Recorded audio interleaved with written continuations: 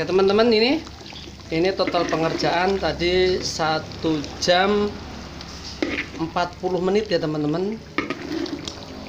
Oh enggak ada deng ya, sekitar 1 jam 35 menit sampai dagingnya empuk dan sampai jadi rendang ini ya teman-teman.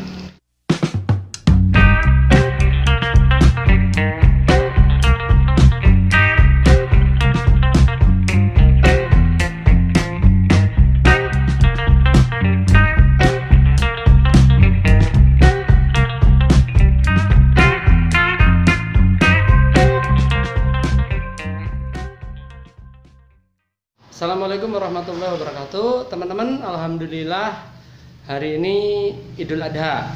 Nah ini bagi teman-teman yang pengen masak rendang ala rumah makan tapi sederhana, maksudnya bukan rumah makan sederhana ya teman-teman, tapi masak rendang rasanya seperti rumah makan tapi cara masaknya sederhana.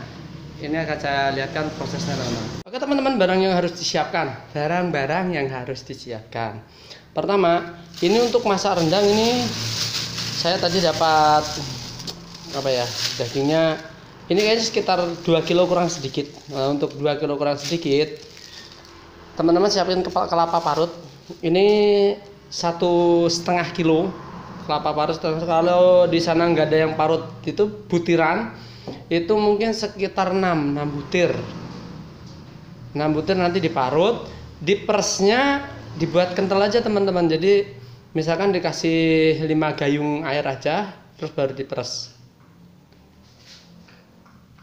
Nanti pada saat ini ini dulu, soalnya pada saat meres sama ini saya tidak bisa videoin karena sedang sendirian. Bahan yang harus disiapkan, pertama bawang merah. Ini bawang merah nanti dikupas ya teman-teman, belum saya kupas semua. Bawang merah kalau untuk kelapa 1,5 kilo itu sekitar 15 butir, 15 siung bahasanya. Terus bawang putihnya itu 9 siung. Ini cuma buat contoh aja teman-teman. Untuk jahenya kalau kecil-kecil gini itu sekitar 5 gini. Perkiraan aku nggak punya gram-graman ya. Nah sekitar 5 gini. Ini nanti semuanya dihaluskan ya teman-teman, dicuci, dihaluskan, bisa di blender atau diulek kalau sanggup. Kalau untuk jahe misalkan nggak bisa menghaluskan, cukup dimemarkan aja bisa, nggak apa-apa. Terus cabai merah besar gini, ini sekitar 10 nanti ini contoh aja, nanti dihaluskan seperti ini. Lengkuas juga sama, sekitar kalau segini sekitar 3 juga dihaluskan. Terus kunyit juga sama ya, Anda kata ini kunyit ini sekitar 2 gini, atau misalnya pakai ini sekitar 2 ini juga dihaluskan. Terus daun jeruk, sebetulnya ada lagi daun salam sama daun serai atau kami jarak sama jeruk nipis. Ini jeruk nipis nanti masukinnya setelah santan hampir mendidih.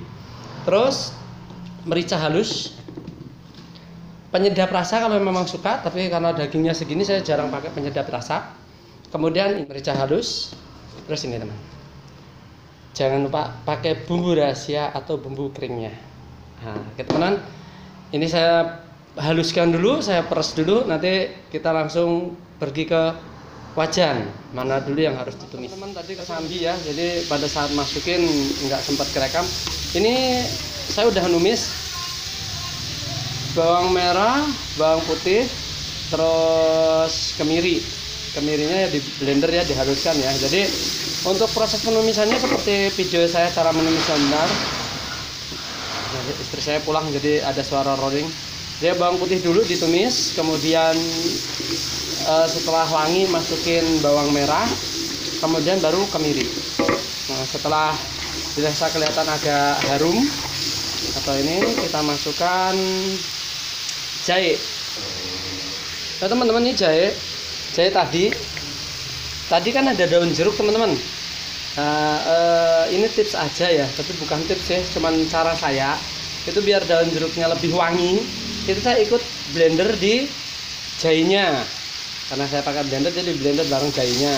Itu daun jeruknya cukup 5 lembar 5 sampai 9 lembar maksimal ya. Kalau terlalu banyak nanti rasanya juga nggak begitu enak sih.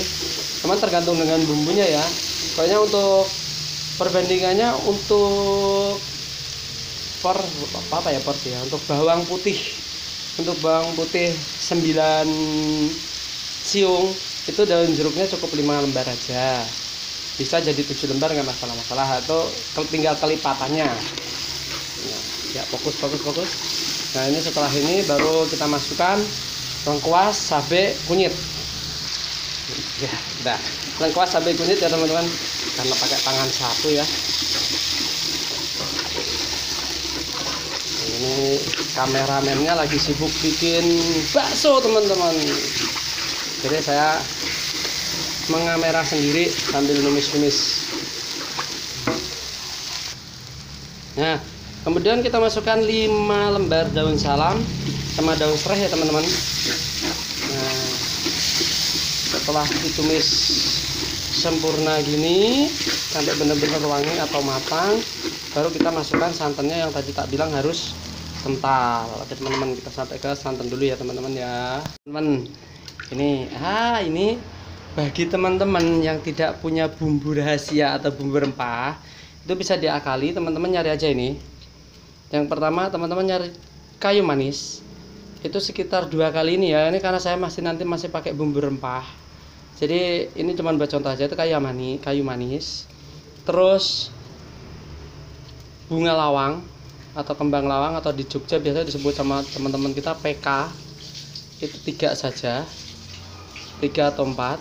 Terus pala atau polo itu segini saja, jadi kalau satu itu dibagi 2 atau 3. Terus kapol atau kapulaga itu 4 sampai 5. Kalau teman-teman punya cengkeh, itu dikasih cengkeh sekitar 7 cengkeh. Karena saya udah pakai ini jadi nggak berani nambah cengkeh lagi, nanti jadi pahit. Sama adas sama jinten kalau ada, itu dibungkus pakai kain pirtase. Kalau ditaburkan nanti bisa, cuman nyaringnya bener-bener harus pakai saringan yang halus. Itu jadi rasanya nanti ada rasa rempahnya, walaupun tidak seperti kita pakai bumbu rempah yang saya buat seperti biasanya. Jangan lupa masukin jeruk nipisnya ya teman-teman. Sebelum mendidih gini boleh, nanti setelah mendidih juga boleh. Cuman saya biasanya sebelum mendidih gini saya kasih jeruk nipis. Biar apa? Fungsinya biar enggak amis sebetulnya. Kalau teman-teman juga mau masukin jeruan, jadi gulai jeruan itu saat ini yang membantu banget. Saat-saat seperti ini, saat-saat tidak bisa ditinggal ya teman-teman. Ini karena kalau ditinggal nanti santannya bisa pecah. Ini diaduk-aduk terus, nanti kalau udah nggak pecah, daun-daun dan segala macamnya ini kita saring. Baru nanti dagingnya kita masukkan. Nah teman-teman, setelah seperti ini kemudian kita saring ya. Dan kita saring daun-daunannya dan bumbu lainnya, kita saring sampai bersih ya teman-teman. Saya saring dulu ya teman-teman. Setelah kita saring, terus kita masukkan garam secukupnya, selera ya teman-teman, biasanya sekitar 1-2 sendok. Terus merica halus kita masukkan 2 sendok saja. Kalau ingin lebih pedas lagi bisa pakai cabai rawit. Kemudian jangan lupa bumbu rahasianya. Nah, karena tadi saya sudah tambahan seperti tadi, saya cukup segini saja. Nah setelah ini baru kita masukkan dagingnya teman-teman.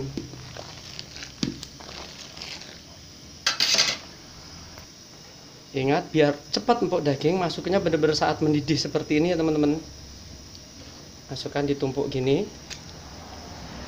Kalau tidak mendidih nanti empuknya agak lama. Masukkan saja, nanti didiamkan. Untuk daging ini apa ya, ini tadi kayaknya kadengan ya, kalau nggak tahu kalau bahasa Indonesianya apa, cuman bahasa sininya kadengan. Itu cukup 1 jam udah empuk teman-teman. Nggak, udah 1 jam udah sampai jadi rendangnya. Jadi proses semuanya sekitar 1,5 jam. Kalau dagingnya lebih ini lagi seperti ulur, itu lebih cepat lagi. Udah, oke teman-teman, nanti kita videokan sebentar-sebentar ya. Nah ini tips teman-teman ya. Aduh, ini ngomongnya belepotan dari tadi. Jadi kalau memang dagingnya itu cepat empuk seperti ini kan kalau sampai selesai, sampai kuahnya kental jadi kuah rendang itu nanti hancur mestian. Teman-teman bisa diangkat dulu ini kalau benar-benar udah belum, jangan sampai empuk banget ya. Setengah empuk ini teman-teman angkat dulu. Nanti setelah kuahnya agak kental baru kita masukin lagi seperti ini. Ini daging yang saya dapat ini empuk. Nah, kecuali yang ini otot-ototnya, ini otot-otot biasa saya potong-potong. Nanti sebelum kuahnya jadi kental sudah di kuah rendang saya ambil dulu untuk gulai. Ya. Ini ya teman-teman, jadi ini saya angkat dulu ya. Saya angkat dulu. Saya angkat dulu daging-dagingnya yang empuk, nanti saya masukkan lagi pada saat kuahnya hampir kental. Nanti kalau kuahnya hampir kental baru kita masukkan lagi. Oke teman-teman, saya angkat dulu ya. Ini warnanya efek kamera handphonenya yang jelek ya teman-teman. Warnanya harusnya agak, ini warna aslinya agak merah-merahan orange ya, jadi putih. Iya. Nah ini kalau udah segini, kalau teman-teman pengen nggak hanya rendang gulai atau pengen selain rendang atau gulai, nah saatnya seperti ini kan ada seperti daging-daging kecil saya potong-potong kecil. Nah ini sebelum diambil, kita ambil dulu misalkan 1 atau 2 mangkok untuk biar ada kuah padang kuah gulainya gitu teman-teman. Nanti setelah kental baru kita masukin dagingnya yang tadi yang udah hampir nggak kental, baru kita masukkan lagi dagingnya. Jadi nanti ini paling tinggal kurang 20 menit lagi udah jadi rendang. Jadi dagingnya nggak akan hancur, karena bahasa Jogjanya itu dagingnya dibuat agak mejen, tapi karena nanti prosesnya masih lama, jadi tetap akan jadi empuk. Sama kita punya gulainya, ini kita bikin gulai tadi. Jadi sebelum mengental kita angkat dulu sedikit teman-teman. Nah ini cara ngaduknya teman-teman ya. Ngaduknya kita jangan main gini, tapi kita sorok ini dulu, baru kita aduk balik agar nggak hancur. Ini aja ngaduknya. Jadi nanti dari sini tinggal kita tarik aja.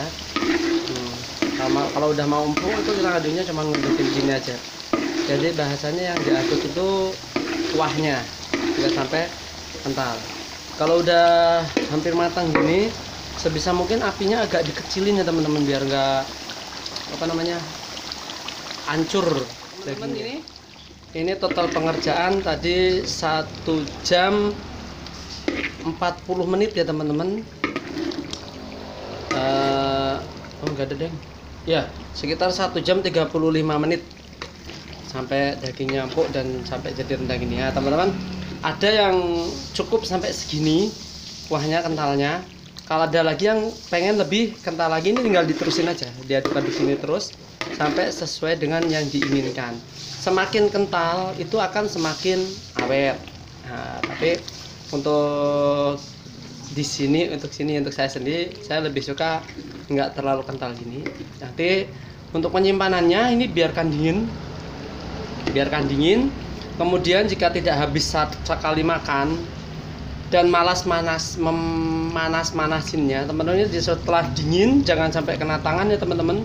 Taruh di tupperware atau wadah yang pas bisa masuk kulkas, itu bisa dimasukin kulkas.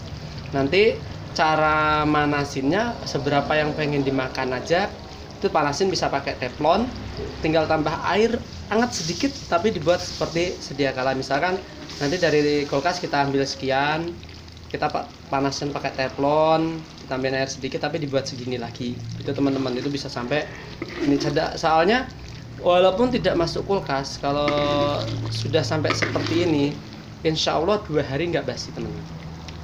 Kalau sudah seperti ini, apalagi sampai lebih kental lagi, lebih kalau orang Jogja biasanya nyebutnya areh. Nah kalau orang Minang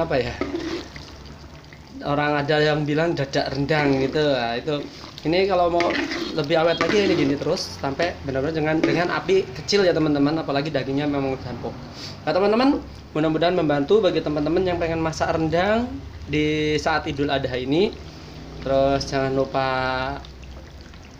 share jika benar bermanfaat, komen jika ada yang ingin ditanyakan, like jika memang suka, dan jangan lupa yang belum subscribe agar selalu dapat video terbaru dari saya, tips-tips dari saya.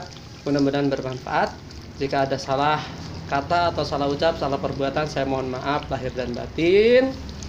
Kemudian terakhir, semoga teman-teman sukses. Bagi yang ingin mulai merintis usaha, jangan pernah menyerah, jangan pernah patah semangat. Billahi taufiq wal hidayah. Wassalamualaikum warahmatullahi wabarakatuh.